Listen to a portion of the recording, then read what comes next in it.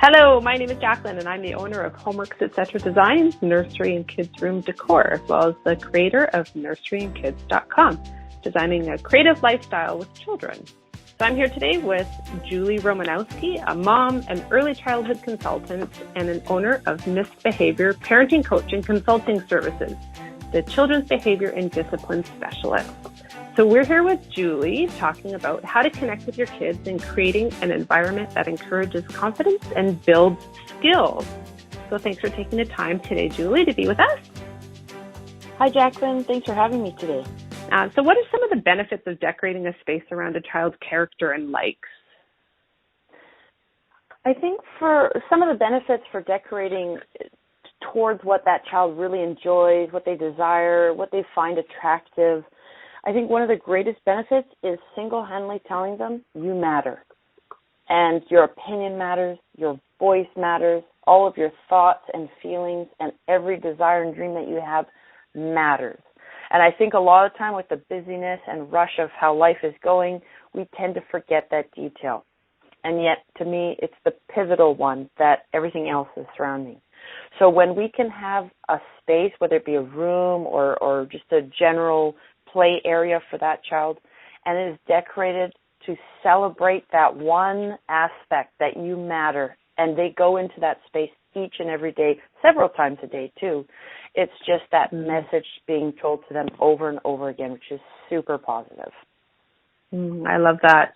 And in a space too, I think when kids are surrounded by pictures of themselves and maybe pictures of them as a baby and as a toddler and seeing that growth in the keepsakes, what impact do you think that has on a child as well? Really watching how you've grown, whether it be the places you've moved, additions to your family, how you look and how you've developed, all of those things, again, are positive messages saying we've been with you the whole time. So whether that be coming from their parents or other caregivers, you've mattered this whole time, and we celebrate you each and every year. And it is such a beautiful thing to watch yourself grow. It helps you to understand where you've come from, which then impacts knowing where you're going to go. And that just helps that self-security saying, okay, it's okay. That anxiety can then start decreasing. The only thing I would add to that it is a very fine balance about surrounding yourself with those positive growth messages and then having your room or space be overloaded by junk and clutter. So if we're talking about keepsakes, absolutely. But we do have to watch out. It's not old, junky toys from back when you were 1 or 2 years old that we haven't gotten rid of. We're just storing them in your room.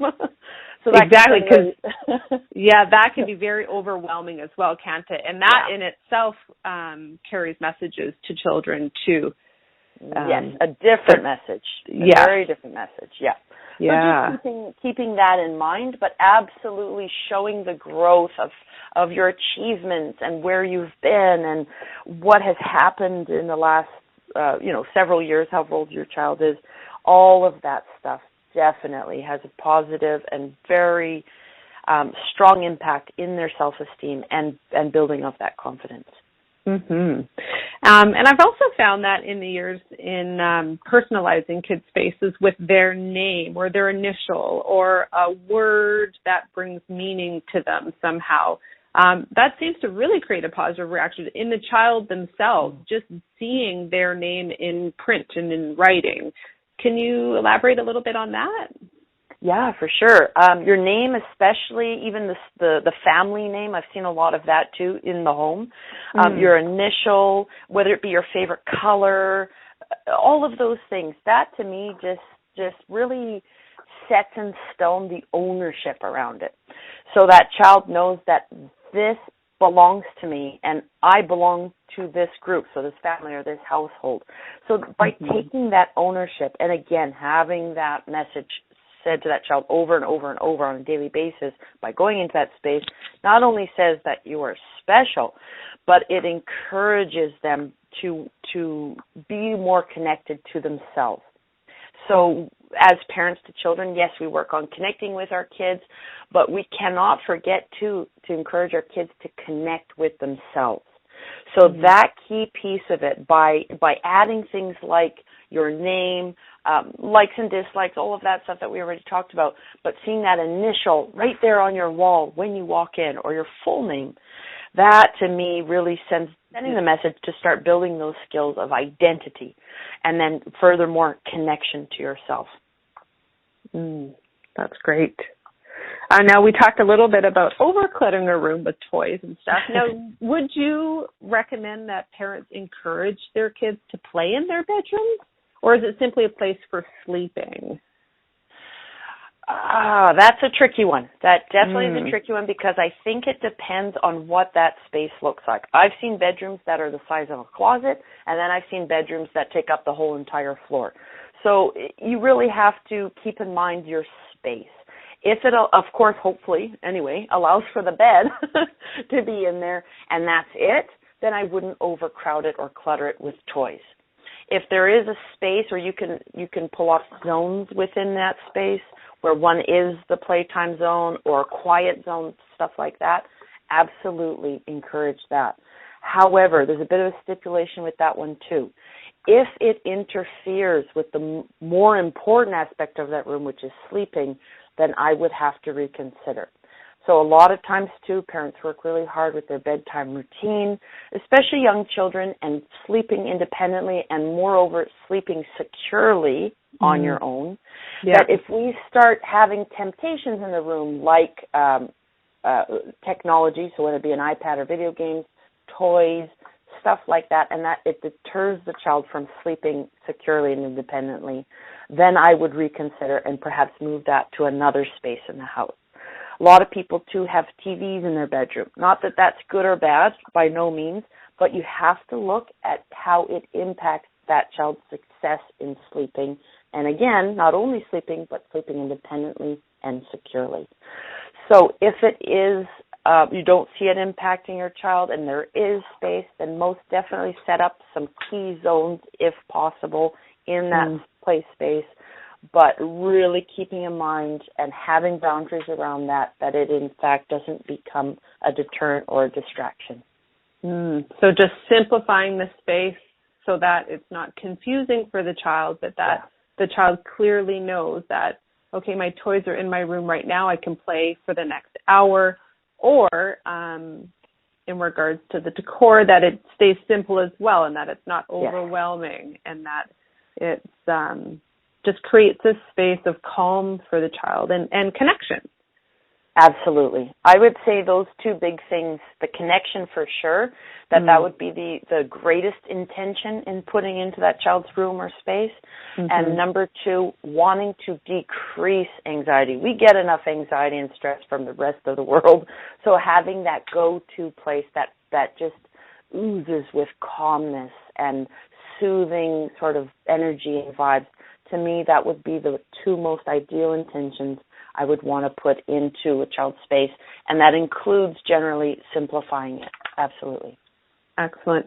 And now, any suggestions on how parents can encourage their kids, in addition to just loving them, and how to create a safe and give them that sense of belonging? Any other recommendations? Absolutely. I think one big one there too is for parents, when they do decorate and prepare things for that child's space or bedroom, that they do keep in mind to have contributions from that child. So yes, their name is on the wall and their pictures are on the wall, but asking the child to somehow contribute. So whether that be the actual decorating, and so putting up pictures and items in the room, but also doing a bit of creation. One thing that I know within our family, when we were younger, we would have artwork that we would do as 2 or 3-year-olds, and it was messy and no real rhyme or reason to it. And then what happened was we put them in frames so that they were more simplified and sort of more organized. You could decorate them in a more organized way. And so that was our contribution as the child. But then when it was displayed in the room, obviously a little bit more appealing and eye-catching, but I knew that was from me. And I had a say as well. So whether it be a younger child just contributing through coloring, painting, or adding certain items to their space, or an older child actually helping to hang pictures and say, oh, I like this in this spot or this in this spot. So asking the child's opinion on how to create that space and having them, number one, being able to contribute. I think that just goes alongside of having your things displayed in your room, because it's very different that someone sets it up for you without any opinion whatsoever. Mm-hmm. Yeah, Generally definitely. speaking, most children would like to have some sort of say. Older children, of course. Yeah. And what I love about that is I think at any age, kids remember that. They create memories of their space and remember those times when we, and when I had, that on the wall, whatever that may be. Yeah. Yeah, for sure. Excellent. Well, thank you, Julie, so much for taking the time to answer these questions today. Now, Julie and I would love to hear from you. So if you have any questions about connecting with your kids or want to share with us how you've taken action to create a special space to connect with your kids, Julie, where can they best reach you? You can best reach me on my website. We'll start there. It's www.missbehavior.ca.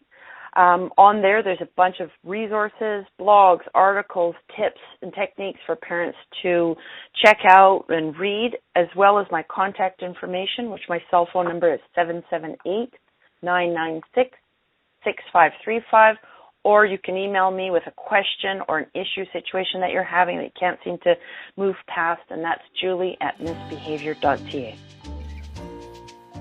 Thanks for listening and designing a creative lifestyle with your children.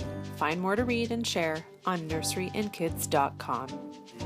Nurseryandkids.com is supported by Homeworks Etc. Designs, Nursery and Kids Decor to inspire moms to decorate a special space for children to sleep, play, and grow.